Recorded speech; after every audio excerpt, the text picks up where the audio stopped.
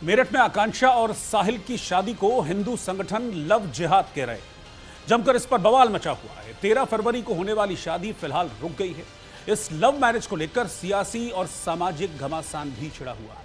आकांक्षा गौतम और शहबाज राणा उर्फ साहिल की शादी 13 फरवरी को होनी थी, लेकिन शादी के कार्ड सोशल मीडिया पर वायरल होते ही इस पर विवाद भी शुरू हो गया।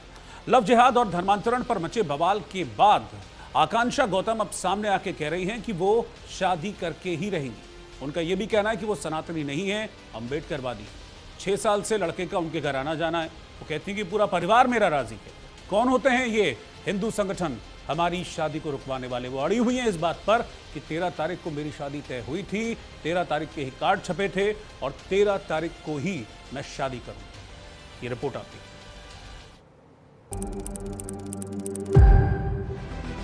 मेरठ में लव जिहाद का आरोप, भड़के हिंदू संगठन। आकांक्षा साहिल की शादी हिंदू संगठनों का क्या काम? आकांक्षा बोली, हम सनातनी नहीं अम्बेडकरवादी। देखती हूं कौन रोकता है शादी। मेरठ में आकांक्षा साहिल की शादी को हिंदू संगठन लव जिहाद करार दे रहे हैं। हिंदू संगठन और अखिल भारतीय हिंदू सुरक्षा संगठन के पदाधिकारी इतना भड़के हैं कि वेन्यू वाले ने शादी कैंसिल करने की बात कह दी। दोनों ही शादी के कार्डों पे, एक जो हिंदू लड़की का शादी का कार्ड था उसपे वहाँ पे साहिल और साहिल लिखा हुआ है। जो मुस्लिम शादी का जो कार्ड छपा रखा लड़के ने उसपे साबिज राणा लिख रखा है। पहले लव जिहाद किया हिंदू बच्ची के साथ, फिर कार्ड पे जिहाद किया। कार्ड पे भी जो है एक कार्ड पे साहिल लिखवा दिया। हिंदू कार्ड पे हिंदू को धोखा देने के लिए साहिल नाम हिंदू का भी होता है और मुस्लिम कार्ड पे साबिज राणा। तो मुझे तो यही समझ में नहीं आ रहा भाई, धोखा कब तक दोगे, लव जिहाद कब तक चलाओगे, कब तक हमारी बहन बेटी को इस तरीके से लव जिहाद में फंसा के बरतो। इन संगठनों को आकांक्षा गौतम के चाचा का भी साथ मिला है। उन्होंने शादी को लेकर आपत्ति दर्ज कराई और गंगानगर थाने जाकर तहरीर दी। डीएम ऑफिस में भी शिकायत दी। तहरीर पर धर्मांतरण का मुकदमा भी दर्ज कर लिया गया है। उन्होंने बताया कि भतीजी को पहले बहला फुसलाकर धर्मांतरण के जाल में फंसाया गया और भतीजी की संपत्ति कब्जा करने की साजिश रची गई। सही मेरी भतीजी है, लड़का मोहम्मद से पहला फुसलाकर शादी कर रहा है। इसके हम विरोध में है। प्रॉपर्टी का मामला है। क्या मांग है तुम्हारी? हमारे तो इंसाफ चाहते हैं, शादी ना हो, बस 13 तारीख को शादी है। आज सगाई है, ये दिन होनी चाहिए। तो लड़की क्या कह रही है? लड़की तो कह रही है तैयार हूँ, वो तो हमारे खिलाफ है, उसके खिलाफ है। लव जिहाद और धर्मांतरण पर मचे बवाल के बाद आकांक्षा गौतम ने सामने आकर कहा कि वो शादी करके रहेंगी। उनका कहना है कि वो सनातनी नहीं अम्बेडकरवादी हैं। 6 साल से साहिल का उनके घर आना जाना है, पूरा परिवार राजी है। हिंदू संगठन कौन होते हैं शादी को रुकवाने वाले? सर ऐसा कुछ भी नहीं है। लड़के ने मेरे को हिंदू बता के ना ही शादी करने की बात की है, ना ही उसने मेरे से हिंदू बता के दोस्ती की है। मेरे और मेरे परिवार वालों को पिछले 6 साल से पता है कि शाहवेज का असली नाम शाहवेज ही है और वो मुस्लिम है। और मेरी शादी शाहवेज के परिवार के और मेरे परिवार की मर्जी से ही हो रही थी। एक हिंदू संगठन है, उनका कहना है कि जो उन्होंने अपने कार्ड छपाए उसमें शाहवेज छपाया है, आपके कार्ड पे साहिल छपा है। सर मेरे कार्ड पे साहिल छपने का रीजन ये था क्योंकि मेरी शादी बौद्ध धर्म के हिसाब से होने वाली थी। क्योंकि मैं सनातनी नहीं हूँ, मैं सनातन धर्म को नहीं मानती हूँ, मैं अम्बेडकरवादी हूँ और मेरी शादी बौद्ध धर्म के हिसाब से होने वाली थी, इसलिए मेरी मदर ने ही उसको निकनेम साहिल दिया था।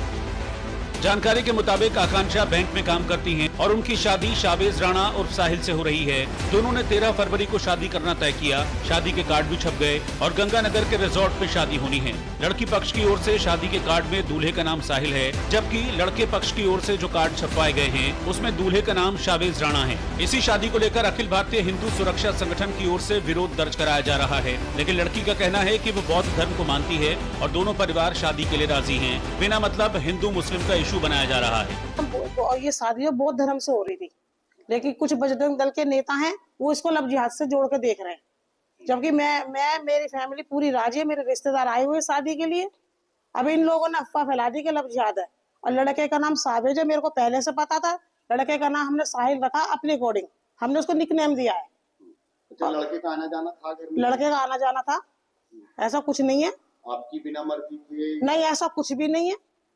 शादी आपकी मर्जी? शादी मेरी मर्जी से हो रही है, मेरे रिश्तेदारों की मर्जी से। 400 जनों का प्रोग्राम था। अब ये सब इसके खिलाफ होते तो 400 लोग कैसे आते थे?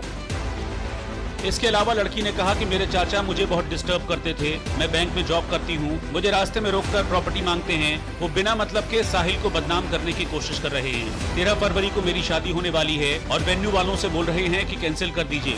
ये लोग गुंडागर्दी कर रहे हैं। शादी थी एक हिंदू लड़की की मुस्लिम युवक से शादी हो रही थी, वो शादी रोक दी गई है या होगी? जी, वो शादी रोक दी गई है। वो शादी उन्होंने, उस लड़की ने खुद ही आके कैंसिल करा दी।